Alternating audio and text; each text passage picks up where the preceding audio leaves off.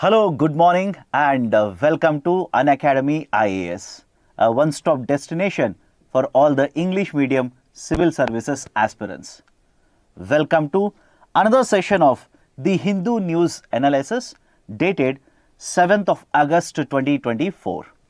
Now, in today's session, what are the important articles that we will be analyzing?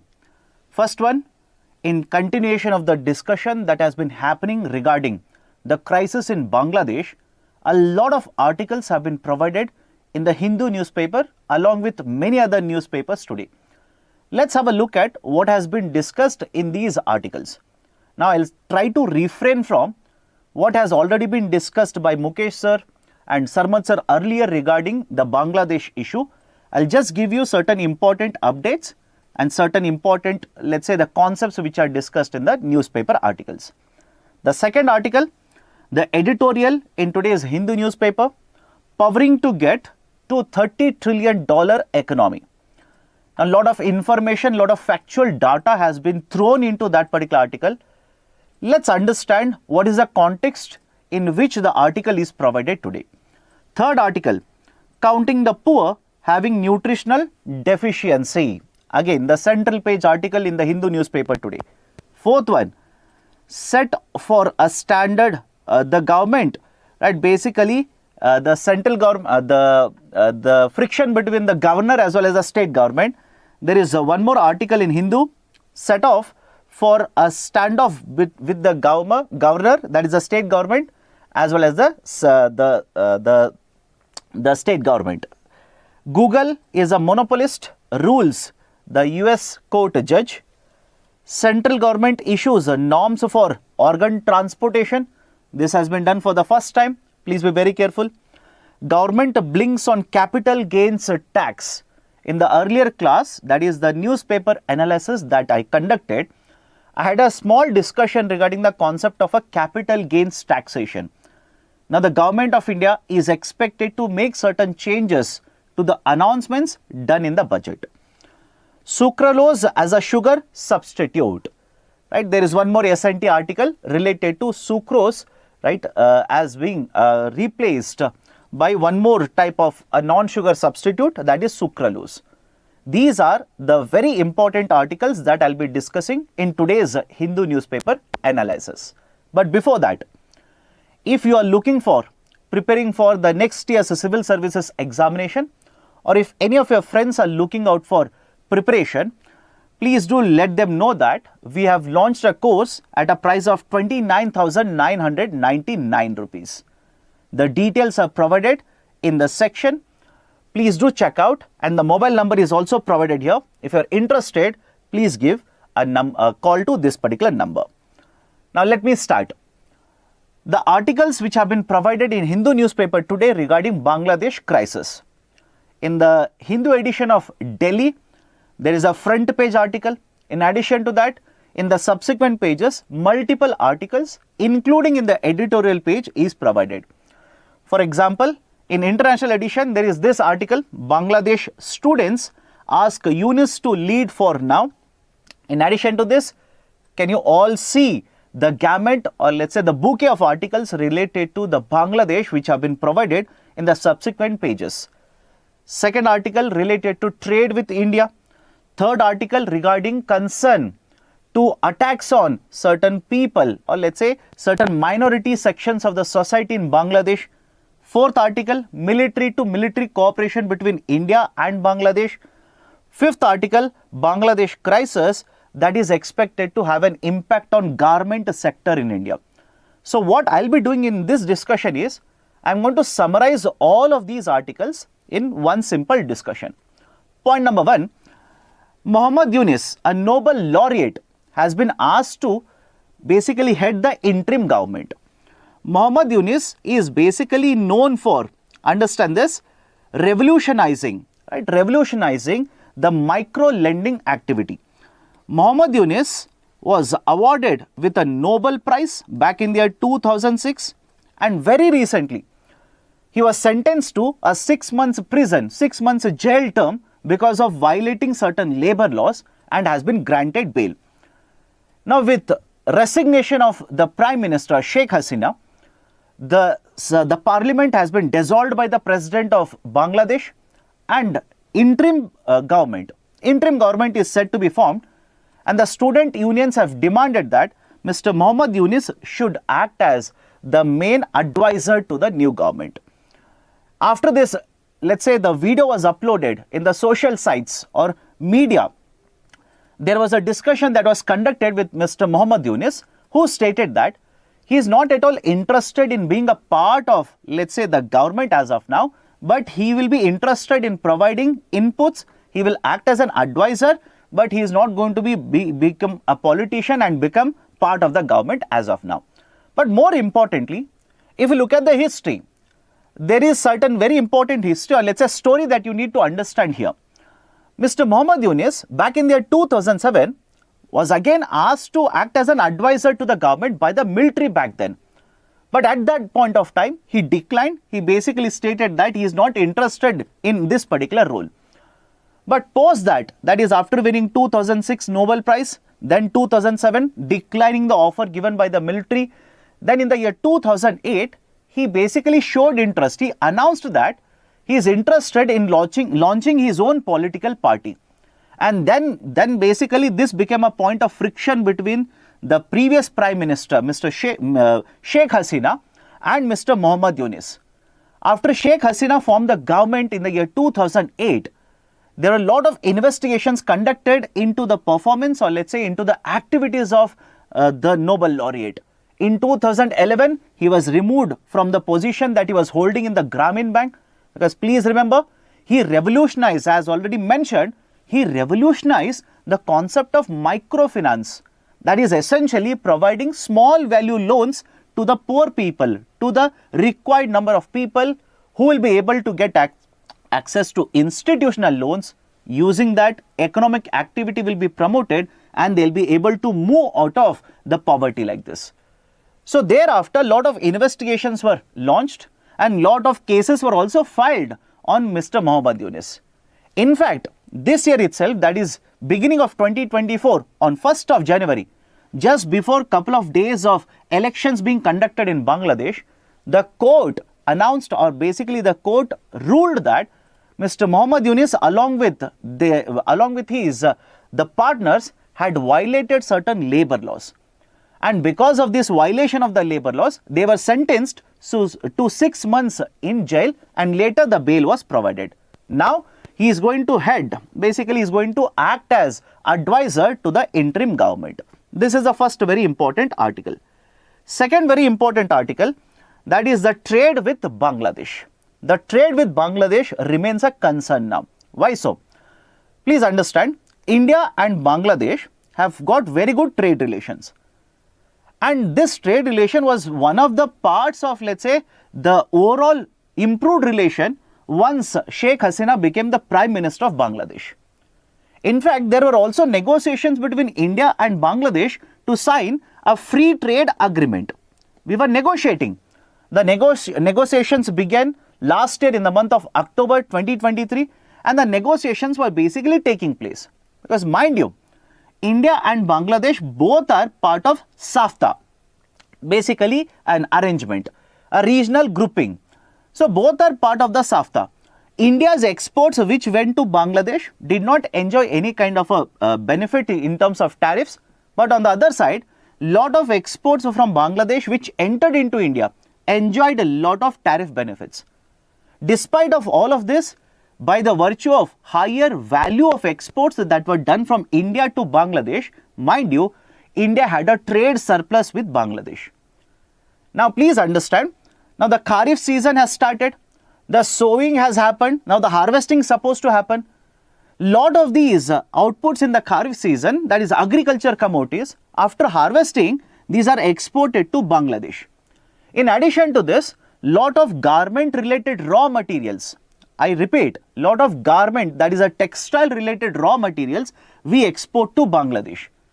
Now with the Prime Minister resigning there is an announcement of a 3-day trade holiday.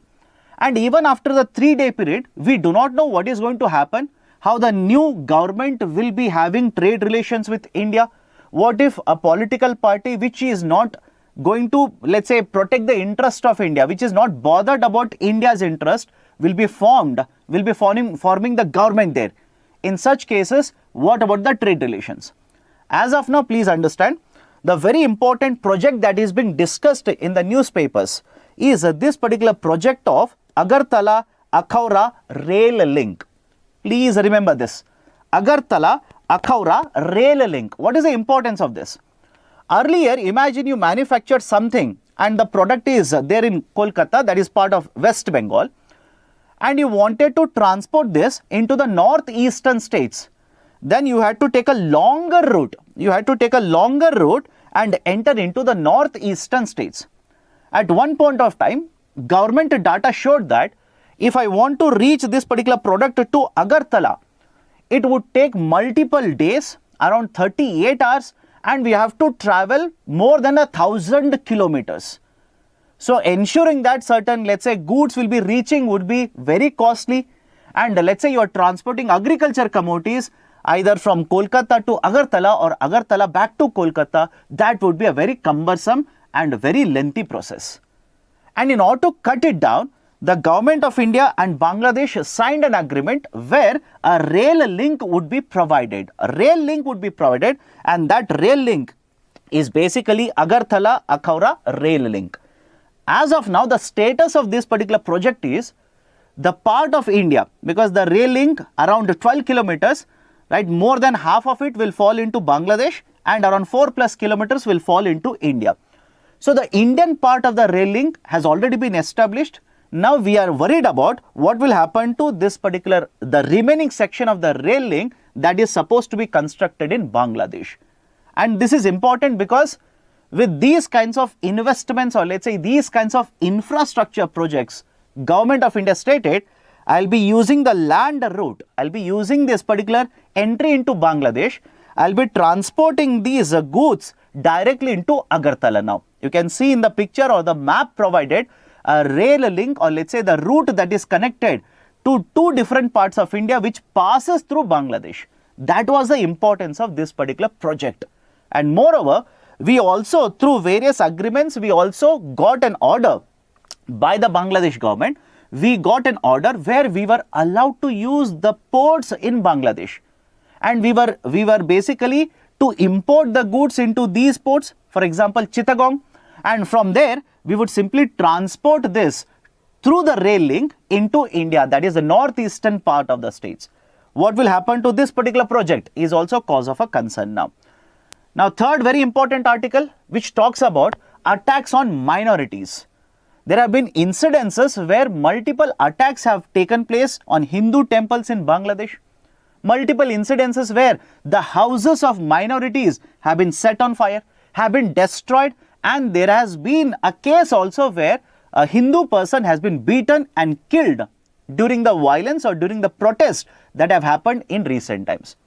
But to be very fair here, listen to me, there have also been instances where certain, let's say the unions have formed groups and they have stood guard protecting temples, Hindu temples, protecting certain important households of Hindu minorities, etc. We have been able to see even those kinds of, let's say, positive outcomes during the protests that have been taken. Now, regarding this, Government of India has raised a concern.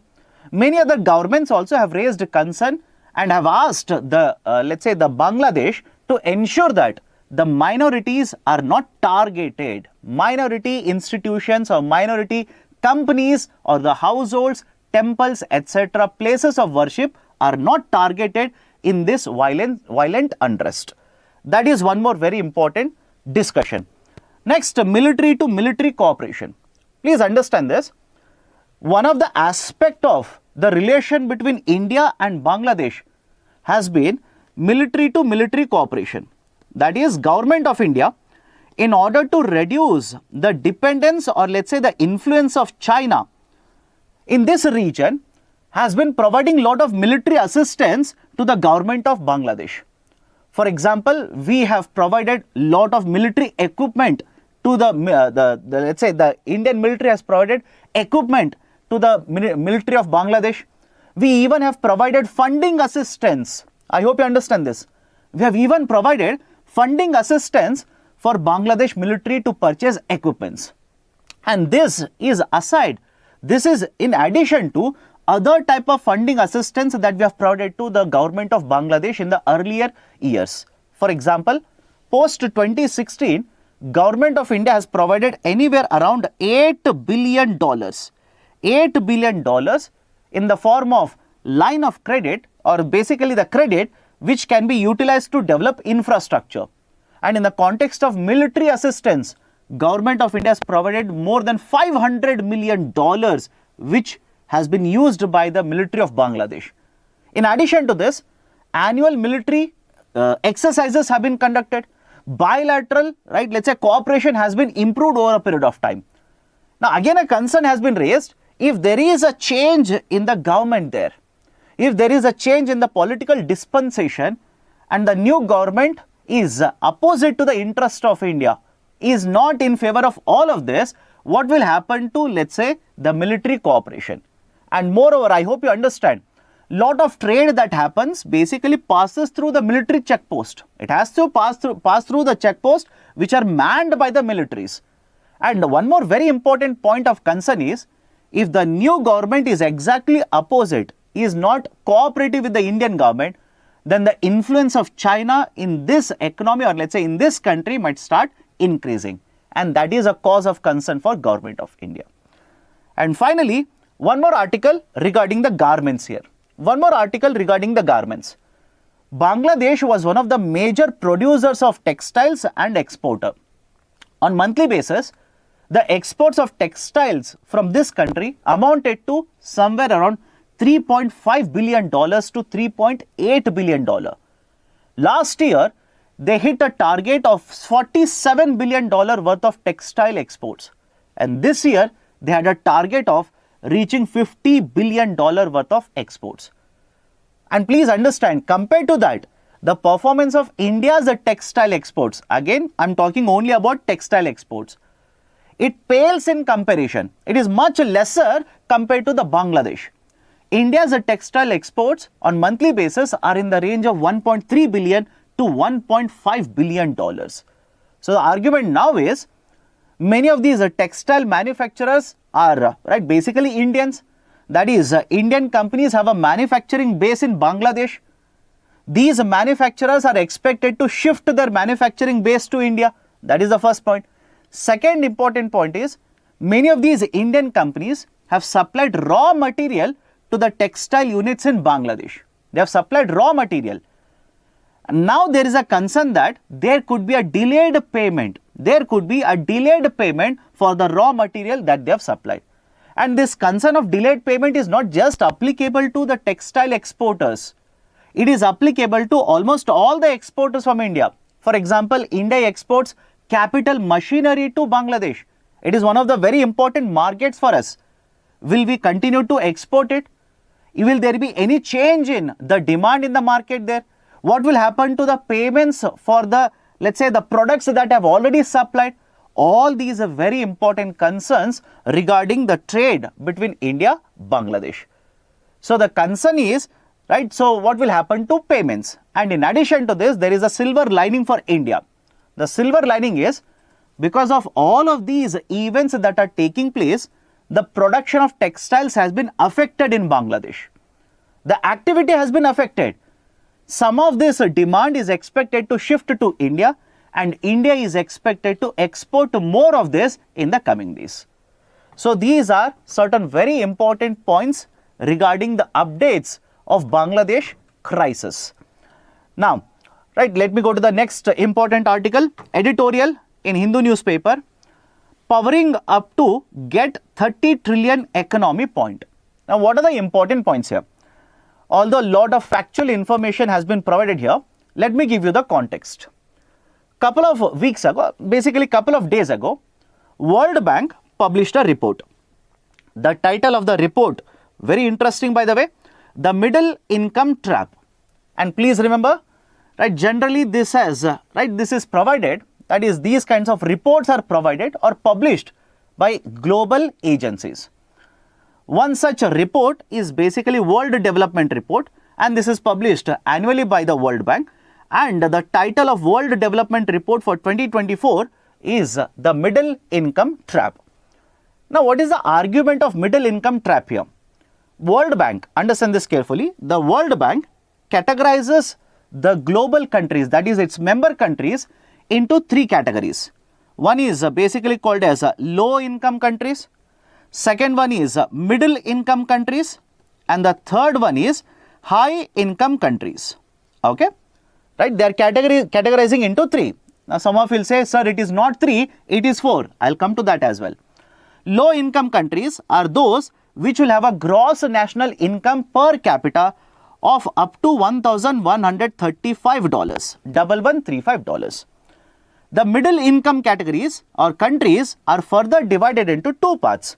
One is called as lower middle income and second one is called as upper middle income. Lower middle income and upper middle income. Lower middle income countries are those which will have a GNI per capita of more than $1,135, that is $1,136 to basically $4,465, that is $4,465.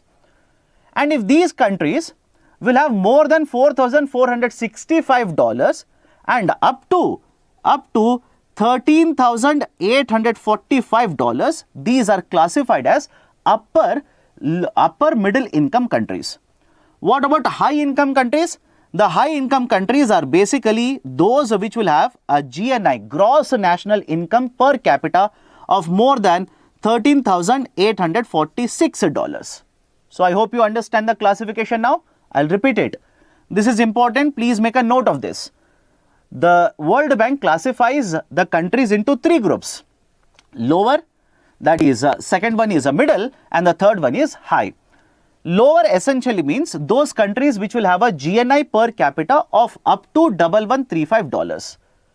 The middle will be those countries which have the per capita income of more than $1,135, that is $1,136 to $13,845.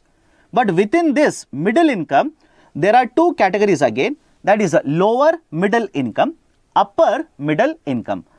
More than 1,135 up to 4,465 will be referred to as lower middle income, and more than that up to 13,845 are called as upper middle income. Now some of you will ask, great, so much of factual information, why do I use it? Where is the use of it? Let me give you certain data here. For United States of America, for USA, which is part of, right, basically high income countries, the per capita income, GNI per capita, as per the latest data is $80,300. $80,300. Whereas for India, according to the latest data, it is $2,540. $2,540. Now please have a look at the data. Government of India very often keeps on saying that they want to make India a developed country by 2047.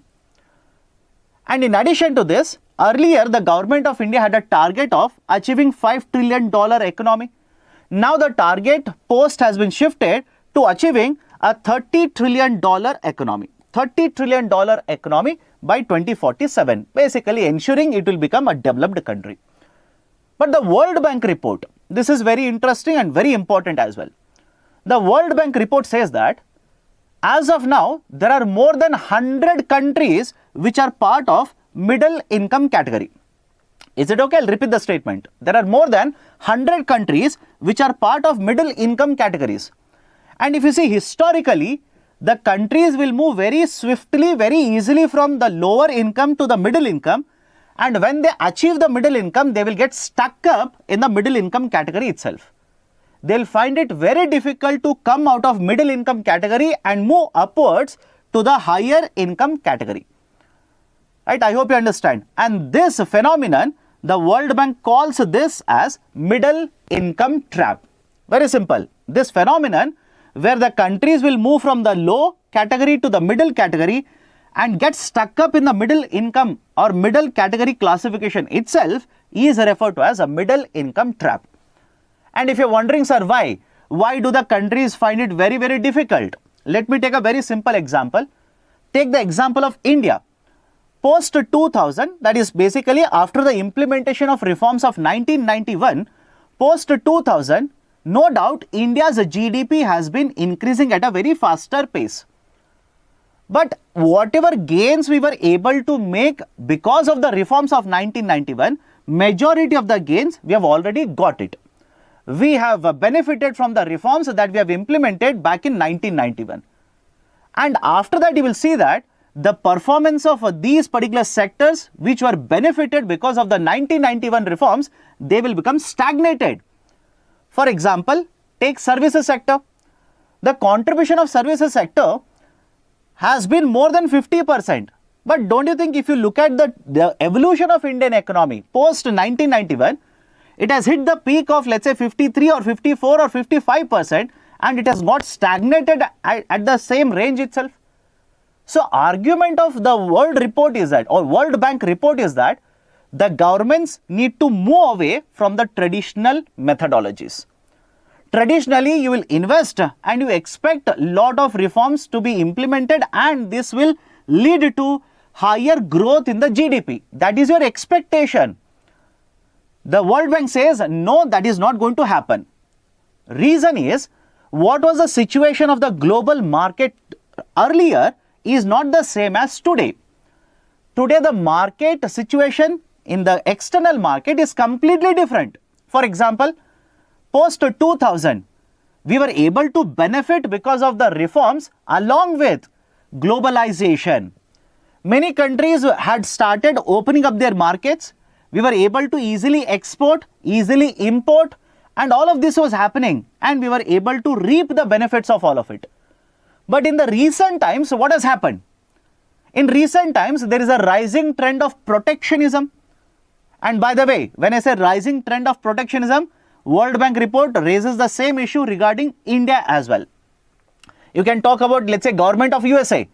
Government of USA, when Mr. Donald Trump was the president, he implemented lot of reforms which will attract investments back into USA. For example, reduction of corporate taxes. He imposed a lot of tariffs on exports from many countries, including India. And similar policies have been continued by the current president, Mr. Joe Biden. For example, in order to attract a lot of investments in the semiconductor industries, the government of USA has implemented CHIPS Act. And USA is not the only country which is trying to do all of this.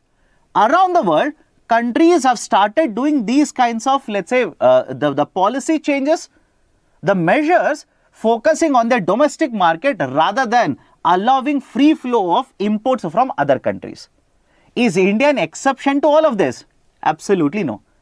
India has also followed the same playbook. It has kept on increasing tariffs on many of these imports which have been imported. And the problem is, whenever you impose a higher tariffs, rather than allowing for a competition, you allow higher tariffs on the imports.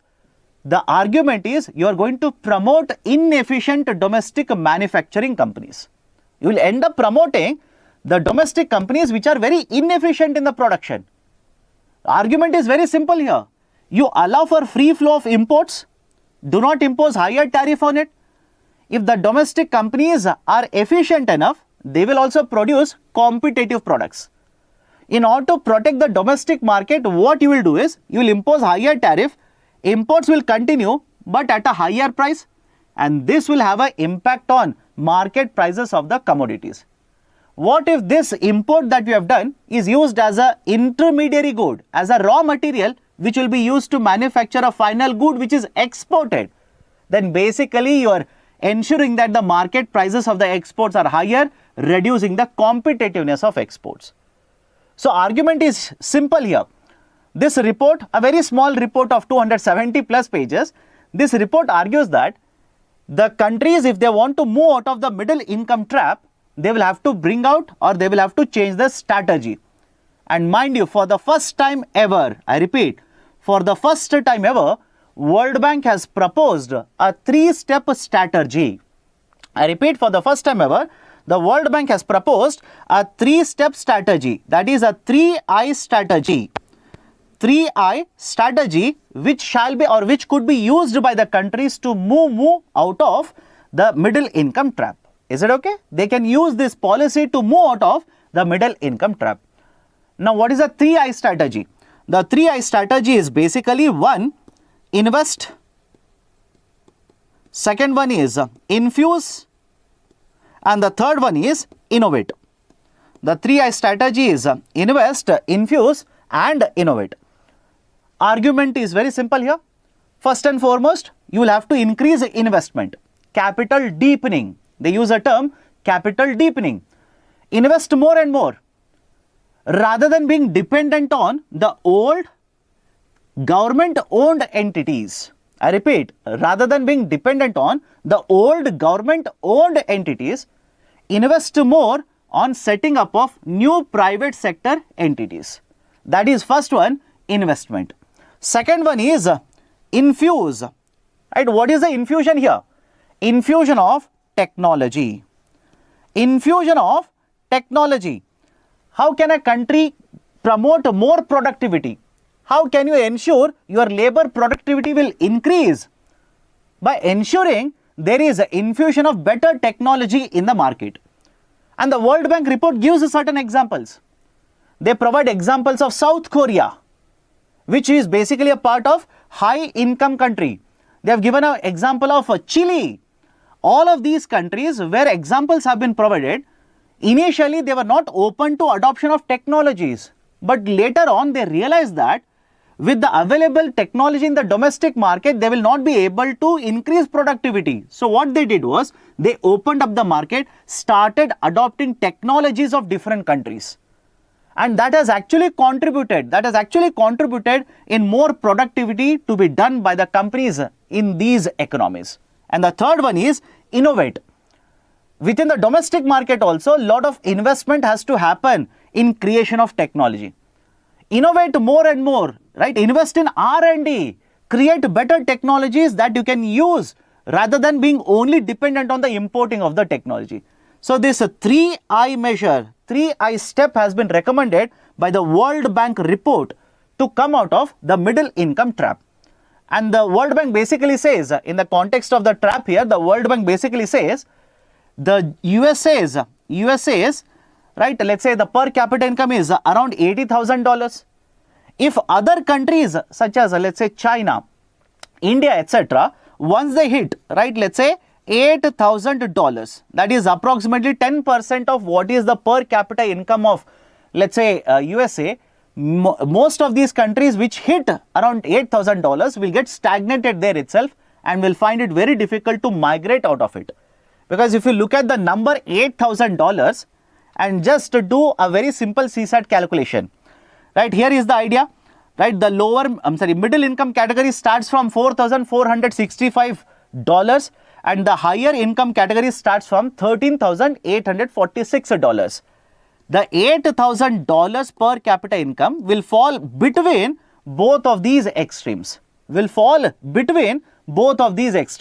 Hence, this is basically referred to as the middle income trap. And if the same policies are continued to be implemented in, let's say, countries such as China, countries such as India, then the report warns that India might take 75 years. I hope you understand. India might take 75 years and China will take another 10 years to reach, right, let's say a quarter of per capita income, GDP or GNI of what US has achieved. So there is a need to revamp the system. There is a need to restructure the system in India. That is basically the summation of article provided here. Although the article discusses about, let's say, the trickle down effect, that is generally there is an argument in Indian context that with the implementation of the reforms, only the rich are benefiting, poor are not benefiting from the reforms. The authors basically argue in favor of that. I hope you understand. Authors basically say, under the model of, let's say, capitalism or the mixed economy that we are following, if everybody has to be lifted up, if everybody's social status has to be lifted up, if everybody has to become better off over a period of time, there will be concentration of the wealth. There will be concentration of the income. And that is one of the outcomes of such a policy. This is what the authors are saying. Because I'm basically saying this because in the last couple of months, there has been a lot of discussion regarding this. Are we moving towards inclusive growth? Are we moving towards exclusive growth? In addition to this, they also argue that a lot of times the state governments which are supposed to implement reforms, there is a problem with the reforms or the policies of the state government itself. Because mind you, in one of the discussions that I took earlier, I told you this, the state governments also play a very, very important role in promotion of industrialization, in promotion of employment generation, in establishment of manufacturing facilities, etc., etc. So the article also bats in favor of implementation to be reformed or implementation of reforms by the state government. In fact, the article ends on a very, let's say very insightful statement. The statement is, look at this. India is a country with mouth-watering opportunities and eye-watering challenges. I'll repeat. I'll also end the discussion regarding this article with the same statement. India is an opportunity of, India is a country with mouth-watering opportunity and eye-watering challenges. Right, so this is what has been discussed in the article here. Next, related to this, there is an MCQ assignment, that is assignment number 6 now. Consider the following statements. The World Bank and the WTO use the same criteria of GNI per capita income to classify various countries around the world. Is it true? Is it incorrect? What is the answer? India has the highest GNI per capita in Asia. Second statement will be much more easier compared to the first statement. What is the right answer to this assignment? Do let me know in the comment section. Now, in addition to the MCQ assignment, here comes the mains answer writing assignment number 11. In the age of offshoring, protectionism, deglobalization, there is a need for India to restructure its strategy to escape from middle income trap. Elaborate in 15 marks, 250 words. Right? Now, some of you will basically say, sir, how should I write the answer? What should be, let's say the points I write in this answer? Do not worry, I'll help you out. I have given you 3 articles, one from Mint, which again talks about the World Bank report. Second one is from Business Standard, same related to, let's say the World Bank report. And the third one is from the Business Line, which is again related to the World Bank report. Read all the 3 articles, try to write a structured answer within 250 words for the question in the form of assignment number 11. Now, before I go forward, I just want to address one very important concern raised by the students. Very often in the comment section as well as the mails that I receive periodically, students keep on asking me, sir, where is Economy Weekly? Earlier you used to do, let's say a program, basically on weekly basis, you used to summarize economy articles. Why are you not doing it? Do it. My dear, the answer is very simple. Rather than doing one article in a week, we have decided that we will do the current affairs articles on day-to-day basis. And I hope you understand and appreciate the efforts here. Rather than doing for, let's say, 7 to 8 articles in 40 minutes, now we are going to give you the same articles, no difference, same articles only in individual videos like this. And in that endeavor, we have already launched Economy Made Easy initiative. There is one video that I have done yesterday itself regarding economic relations between India and Bangladesh. There was one more video, how corporate social responsibility, mind you, that's very important. Corporate social responsibility, how it is helping India win medals in Olympics as well as other games. There was one more video that talked about the huge crash that was experienced by Sensex, Nifty, along with many other global markets, etc. So please do watch these videos. Instead of doing the weekly, now we are doing, instead of doing a weekly video, we are doing independent videos. Please do watch the videos. Now, let me go forward. Next article, counting the poor having nutritional deficiency. What are the important points mentioned here? Again, lot of calculations have been provided. You do not worry about the calculation. Argument is, Very recently, the Government of India has conducted the Household Consumption Expenditure Survey, HCES, Household Consumption Expenditure Survey, and the data for 2022 and 23 has been published. Point number 1.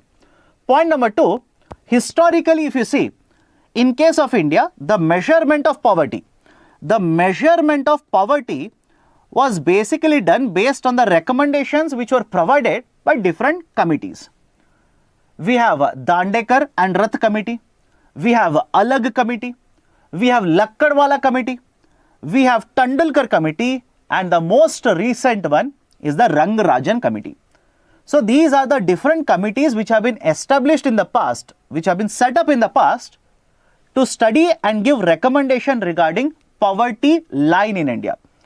So what these committees used to do is, based on certain consideration, I'll come to that, based on certain consideration, they used to come out with a poverty line, which essentially talks about how much should be the minimum calorie consumption per person, or it would talk about how much should be the minimum expenditure incurred per person. Historically, many of the committees focused on calorific consumption, right? They focused on calorific consumption, that is the minimum number of calories. For example, the most famous one is 2100 calories in case of urban India and 2400 calories in rural India. So if you consume less than this, right, you are classified as a below poverty line person or poor person in the context of India. But please understand, with newer committees, for example, Tandulkar committee, how do we measure the poverty line actually changed? Rather than linking everything to calorie consumption, the committee now started thinking of non-consumption expenditure on food items. That is the consumption expenditure beyond the food items. Essentially meaning, earlier, whatever we spent on food was the parameter to classify me as a poor and non-poor. Now the committee stated, no, let's go beyond this. What money I spent on healthcare, education, that will also be considered now. And the same parameter was also considered by Rangarajan committee. The argument of these committees was, historically if you see, the earlier committees focused only on the calories. Reason being, they assumed that healthcare would be provided by the government. Education would be provided by the government. But post 1990s, the situation in India has changed. And that's the reason the methodology to calculate poverty line, what would be the poverty line, actually changed. Instead of only considering food, now we started considering even the non-food expenditure as well. Right, so based on that, we have been defining poverty, that is poor as well as non-poor. But post Rangarajan committee, the government of India has moved away from measuring poverty in this format, and instead they have introduced a new concept of multi-dimensional poverty index, MPI, multi-dimensional poverty index. Niti Aayog publishes multi-dimensional poverty index. Now compared to the global poverty index which is published by United Nations, Niti Aayog has a higher coverage, expanded coverage. That is 12 indicators. I repeat, 12 indicators are considered under multi-dimensional poverty index against 10 indicators in the global MPI. So government has done away with the concept of establishing committees and instead has been using Niti Aayog's multi-dimensional poverty index to measure poverty in India. Now what this article talks about is, with the recent publication of household consumption expenditure, they have used this data to construct a poverty line and find out basically how much of the population is poor, how much of the population is non-poor. Very simple. Lot of calculation is given, do not worry about it. They have used the household consumption expenditure, the survey. Now some of you might be thinking, sir, what is the use of the survey? My dear, under the HCES, the data for which is available for us, you will be able to find out how much of the expenditure on an average in a rural India and in urban India, the households are incurring on food as well as non-food. Very simple. That kind of a dissected data, that kind of a detailed data is available under the HCES. So based on the findings or the, let's say, data that has been published under HCES, these two authors have done the calculation and finally they have come to this conclusion. The findings are the per capita consumption, right? That is the per capita consumption is estimated to be, right? Again, calorie requirement, right? So consumption is calorie requirement here. Per capita calorie requirements is estimated to be 2,172 kilocalories for rural India and 2,135 kilocalories for urban India. Essentially meaning anybody who is able to consume beyond this or above this will be classified as non-poor. Anybody consuming below this will be classified as poor. And when these parameters are applied, the authors say the proportion which can be classified as poor in rural India is 17.1%, and in case of urban India, 14% of the urban population can be classified as poor. So this is, right, the summation of the information provided in the article related to, right, let's say the measurement of poverty as well as the calorie consumption in the market. Now, let me go to the next article. Set for a standoff with the governor. And one more article, same Hindu newspaper, Karnataka governor to consult lawyers in plaint against CM. Now, what is the issue? In recent times, I hope all of you have known this and you have, right, understood that as well. Lot of discussion is happening regarding role of a governor. Right? There are a lot of issues that have been taken up by Supreme Court of India which talk about what should be the appropriate or correct role of the governor. For example, role of a governor, right, in basically approving the bills or sending the bills to President of India for assent, etc. We have discussed that earlier. So in addition to other factors or other, let's say, the duties of the governor or the role of the governor which are being looked at, there is one more point of a discussion now that is brewing in Karnataka, that is actually happening in Karnataka. What is the role of the governor if the governor will receive a complaint against the chief minister? If there is a request to start prosecution, if somebody will file a petition or let's say will file a request to the governor asking for the governor's approval to start prosecution on the chief minister, what should be the role of the governor? And there is a very interesting story that is happening in Karnataka now. The story is basically this. Listen to me very carefully. Right, it's very complicated, right? That is what has happened to the Chief Minister Siddaramaya's property issue. Very complicated, very big issue. Let me summarize in a simple way in 1 minute. Siddaramaya's wife, that is Chief Minister's wife, received a certain property in the form of a gift. But apparently, this particular property was owned by a person who belonged to scheduled caste. And in the state of Karnataka, please remember this, there is a law. There is a law in the state of Karnataka, that is a prohibition of transfer of certain lands. Prohibition of transfer of certain lands. Act of 1948. What basically the act does is, in certain situations, the land cannot be transferred from a scheduled caste person to other caste. The land cannot be purchased in certain situations. That is essentially the importance of this law. So come back to the story here. The land was purchased by the brother of Siddaramaya's wife, gifted to Siddaramaya's wife, and this land has been acquired, has been basically taken by Mysore Urban Development Authority, MUDA, and that's the reason this is known as MUDA scam.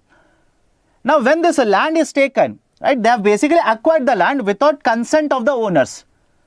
Later, in the year 2020, when there was a BJP government, mind you, later in 2020, the BJP government introduced a scheme by the name of 50:50.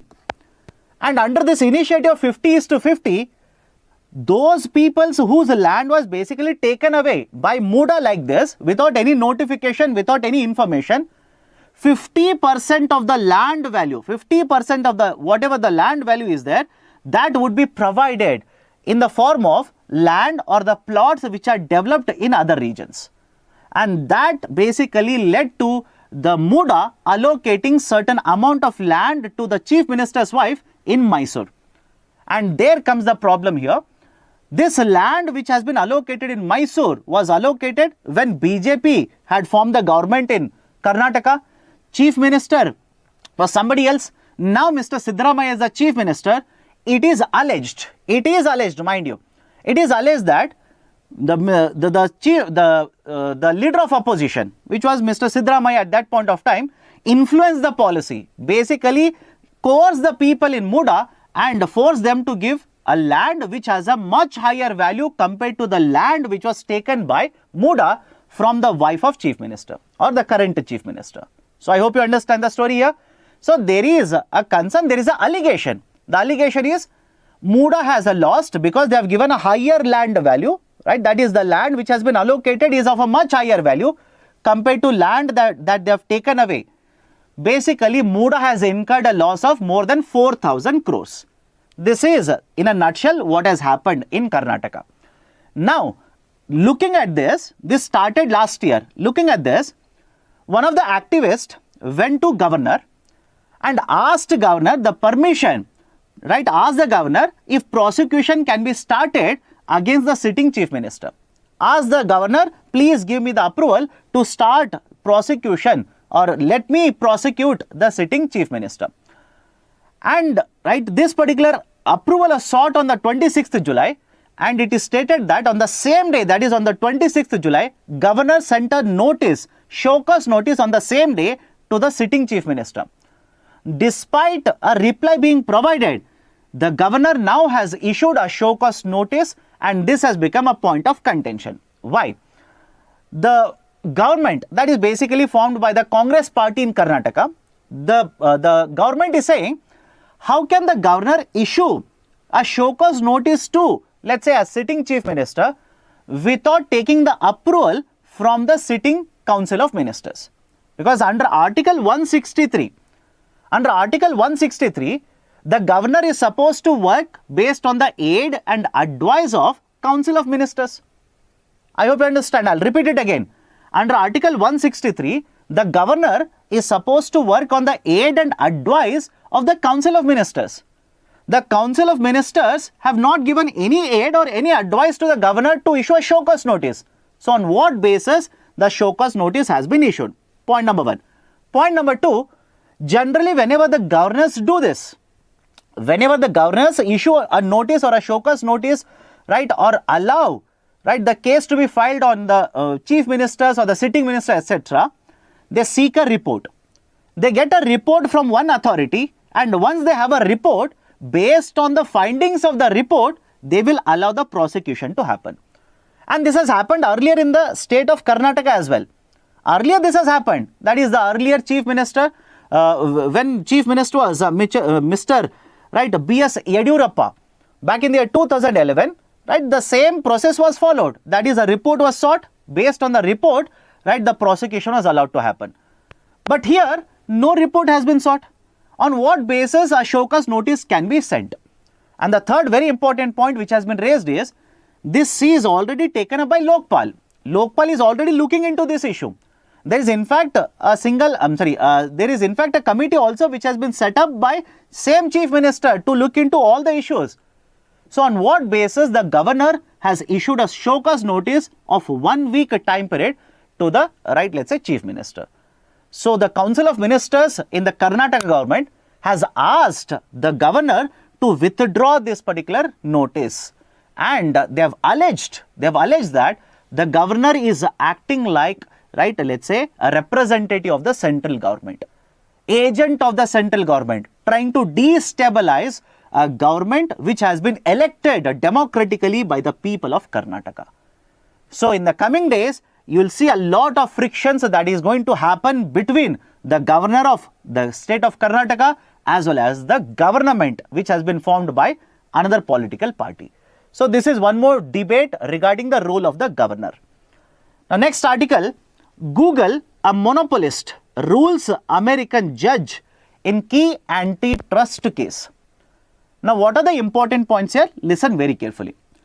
In India, whenever there is issue regarding monopolization in the market, that is one company, one supplier trying to have major market share, etc., we have a piece of legislation that is called as Competition Commission Act. Competition Commission Act. In the same way, in USA, there is a piece of legislation by the name of Sherman Act. There is, right, a piece of legislation, Sherman Act, which was passed in 1890. Technically, this is called as Sherman Antitrust Act. Now, what is the issue here? Google periodically has been entering into agreements with lot of, let's say, mobile manufacturers. And whenever these mobiles are manufactured, by default, they will install a search engine, that is Google search engine. And mind you, through this pre-installation of search engine, it has ensured that, this is the judge saying, it has ensured that it will continue to have monopoly within the search domain in the market. In fact, the report, or let's say the judgment order which has been issued, states that more than 90% of the search that happens is basically done by using Google search engine itself. And more than 97% of the smartphones which are being used will have a Google search engine pre-installed. Now you might be wondering, how is that possible? It is possible because the Google will enter into a tie-up, because these mobile phone manufacturers, they will want to use certain products of Google, and when they want to use the products of Google, that is Google Suite, etc., Google company will enter into an agreement and force them to ensure that this Google search is pre-installed in the mobile phones. Now, although there are other different search engines, majority of the market share has been occupied by Google itself. And Google report also shows that a lot of revenue that is generated by the Google company is because of advertisements. It is because of advertisements. And the Google company, that is basically Google, belongs to Alphabet now. Okay, Alphabet is the parent company. So this company has been able to generate lot of revenues by promoting, let's say, certain links, certain products through their search engine itself. So this monopolization of the market, this is basically a monopolization. That is only one company or a service provider trying to establish their own, or let's say trying to acquire the entire market. So this act of monopolization, or the movement towards monopolization, was challenged by the government of USA. Many states took the provisions or looked at the provisions of Sherman Antitrust Act and started filing suits, let's say complaints against USA in the USA judiciary. And as a result of this, now a USA judge has handed a major blow to the Google company. And the judge basically has put it in writing, saying that in the order, the Google company is a monopolist. And those who are wondering, please remember, monopolist essentially means single supplier, single provider. And whenever you have a monopoly situation, the company which is supplying the goods or services to you, right, it will control the market. It will decide what is the prices. There is no option available for me as a customer, etc. Those are the dangers of having a monopoly in the market. But do think of this. Can we have monopolies owned by Government of India? Right? Earlier we had this. Monopolies owned by Government of India. Yes, earlier we had monopolies owned by Government of India. But some of you will simply say, sir, in that case, how can we have monopolies owned by Government of India? Monopolies generally, when they are owned by Government of India, please understand, government doesn't focus on earning a profit like a private sector company. Private sector is always going to run behind a profit, which is not going to be done by the governments. Right? So come back to the discussion here. So what the judge is saying is, it is basically monopolist company. Now what will happen? As of now, the order simply says it is a monopolistic company. Now the deliberations will start. What can be done to reduce this monopoly? What can be done? For example, many experts are saying, again, it is not going to happen very soon right now. Many experts say that in the coming years, we might see the governments or the states forcing the Alphabet company to split the businesses. to basically break up the business, break up these companies so that monopolization, that is a concentration of power, will not happen within one company. But again, this is a very, very, right, let's say futuristic outcome. That is, we are expecting, right, all of this to pass legal sanctity first. That is basically the Google company, that is the Alphabet company, will appeal against it. It might go to the Supreme Court of the USA, and it might take, let's say, next 1 year or next 2 years. And based on what is the order issued, judgment issued by the Supreme Court of USA, you might see certain changes happening after 2 or 3 years. If at all, this order will be upheld or the judgment will be upheld by the Supreme Court of USA. So these are certain important points. Now some of you might be thinking, sir, what is the relation of all of this to civil services examination? My dear, similar thing is happening even in case of India.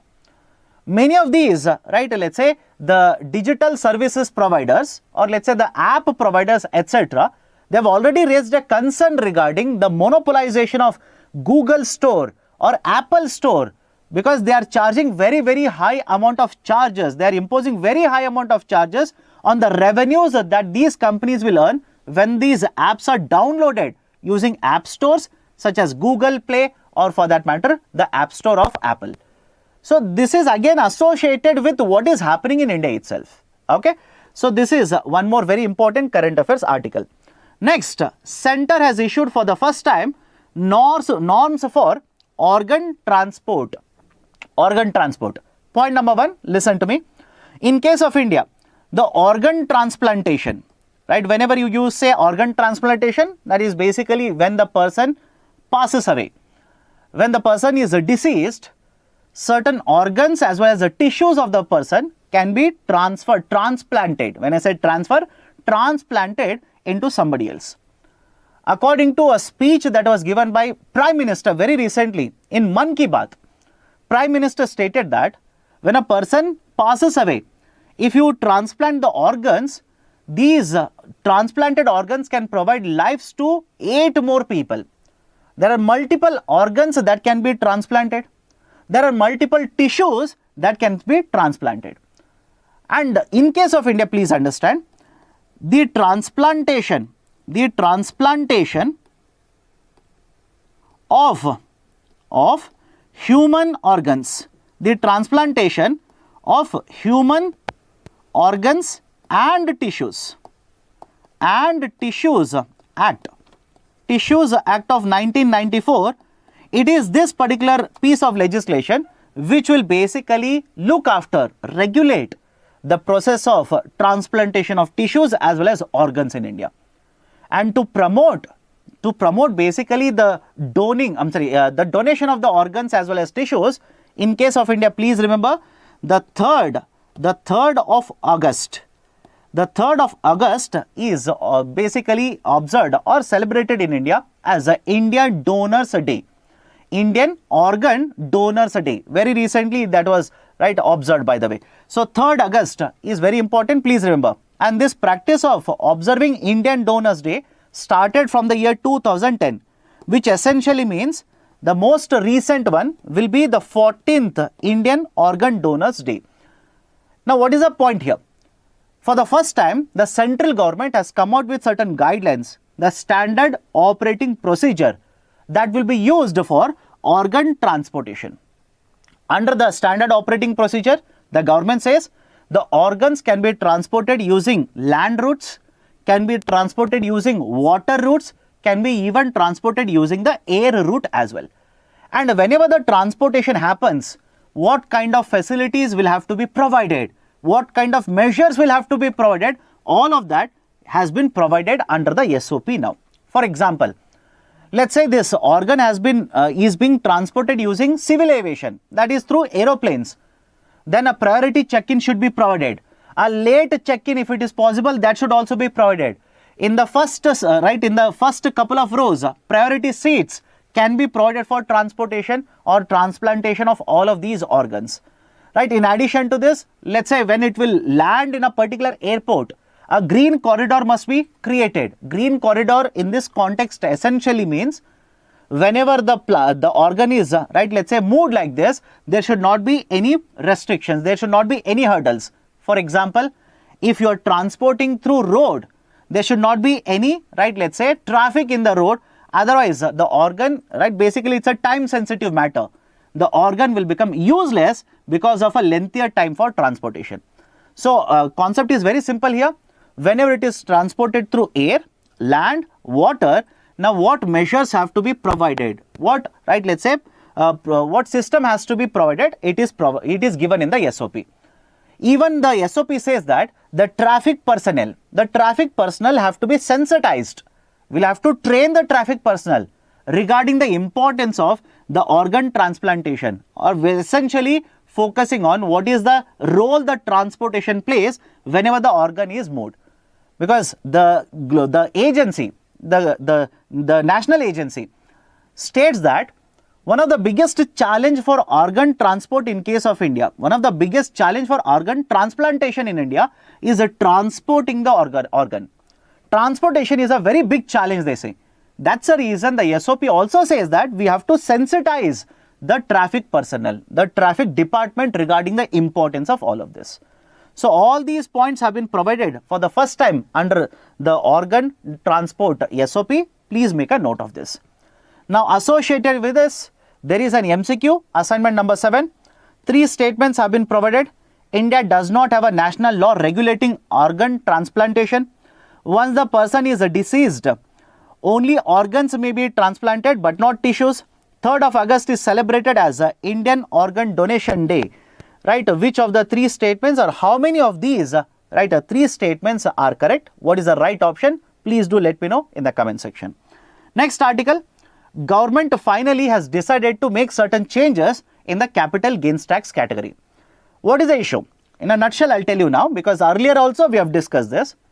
In the recently announced budget, government made certain changes under the capital gains taxation. For certain assets, such as fixed assets, such as land, such as property, the long-term capital gains tax was reduced from 20% to 12.5%, but the indexation benefit was withdrawn. And this caused a lot of opposition. Lot of experts criticized this move of the government. Even in the parliament, there were discussions, there were echoes of the concern regarding the indexation withdrawal. Now, citing this particular issue, Government of India, it is said, has proposed an amendment to the Finance Act. It has proposed an amendment to the Finance Bill, not an act as of now, Finance Bill 2024. What is the amendment say? The amendment basically says, if I've purchased a property before 23rd July of this year, basically the date of, right, let's say presentation of the budget. If you have purchased a property, let's say land, and if I sell it in the future, then in such cases, I will have a choice. That is, would I want to pay long-term capital gains tax at 12.5% without indexation benefit, or would I want to, right, basically pay the long-term capital gains tax at 20% with indexation benefit? The option or the choice will be given to the customer, or let's say the taxpayer or the person who is selling this asset. So, that particular proposal is expected to be introduced now as a part of the Finance Bill 2024. Okay. Now, next article, the last one for today, judicious use of sucralose as a sugar substitute will help in diabetic study. Now, what is the background to this? Last year, World Health Organization came out with a study. And in that particular study that was published by World Health Organization, what they have done is, they have included let's say the outcomes of multiple surveys or multiple studies that they have conducted, or different studies that have been conducted. And they basically stated that there should not be higher consumption of non-nutritive sweeteners. The reliance on non-nutritive sweeteners should not be very, very high. Now, you will be asking me, sir, what do you mean by non-nutritive sweetener? NNS. Basic idea is simple. I am pretty sure all of you at one or the other point of time have consumed, right, let's say cold drinks. Specifically within the cold drinks, I am pretty sure all of you heard of Coke Zero. Now, if you are a fan of Coke Zero, or if you have a bottle of Coke Zero, please check out what is the content in the Coke Zero. You will see there is a non-sugar content, non-sugar component in the Coke Zero, basically aspartate. Right? There is a non-sweetener, yeah, right? That is a non-nutritive, non-sugar sweetener, aspartate. That is one component that is used to manufacture Coke Zero, and they will sell it to you as having zero sugar. Now, some of you will ask, sir, what is the benefit? My dear, please understand. There is one more type of, right, a non-sugar sweetener or a non-nutritive sweetener, that is sucralose, which is the focus of this study now. The basic benefit of these kinds of non-sweeteners or non-sugar sweeteners is that these are generally not digested in the human body. Because generally whenever these are consumed, let's say sugar, right, when you eat sugar, the sugar molecule has to be broken up. Generally, there is a process which is followed, a digestion process, where the enzymes will act on this, break down. But in case of these components such as a sucralose, there are no enzymes in the human body. There are no enzymes in the human body, hence these are not broken down, these are not digested. And that is the precise reason when you consume a normal sugar, which is sucrose, when you consume that, you have an enzyme in the human body. Right? The name of the enzyme is sucrase. It will break down the sugar component, basically break down, and energy is released, that is calories. And because we do not have the enzymes for sucralose, you eat it. It will also provide you with the same sweetness. You eat it. But because we do not have enzymes to break it, right, it will not add calories. You will not be able to get any kind of calories from, right, these kind of components. That's the reason the products, right, such as a stevia or sucralose, whenever they are used, they generally market this as a zero calorie products. I hope you understand, zero calorie products. And please understand next point as well. In India, that is in the domestic market, consumption of these kind of products is very limited. In India, the consumption is very, very limited compared to, let's say, Western markets. In Western markets, a lot of demography is focused on this. They will consume a lot of this. According to this study, consumption of the non-nutritive sweeteners, consumption is very, very limited. And in fact, against the WHO report last year stated that if you keep on consuming these NNS, if you consume a lot of this, because the argument is you want to control weight, you do not want to consume calories by consuming sugar, you will eat NNS, a lot of NNS. The WHO report mentioned that there is a probability that you will gain weight. And with a higher weight gain, there is always a chances of diseases being contracted by the human body. That's the reason the WHO report stated, do not be overly dependent on the NNS. Do not consume a lot of it. But now the new study which is published, which is provided in this newspaper report, the new study says exactly opposite. It says a consumption, again, right, limited consumption. The consumption of NSS, in fact, it has been shown that the weight of the person who has consumed this NNS in a controlled manner, the weight has actually come down. Body mass index has improved, and this is providing better health benefits to people rather than consuming sugar. So I hope you understand, right? So UPSC, I don't think so. UPSC will ask you, let's say, which report is publishing this, that, etc. But the concept of sucrose, concept of sucralose, concept of zero calories, etc. These are very much relevant for, let's say, the science and technology part in the GS paper. Done? So this is a summation of the article which talks about judicious use of sucralose. So these are the various important articles in today's newspaper and associated concepts of these articles provided in the international edition of Hindu newspaper. We want to make this channel as a one-stop destination for all your current affairs requirements.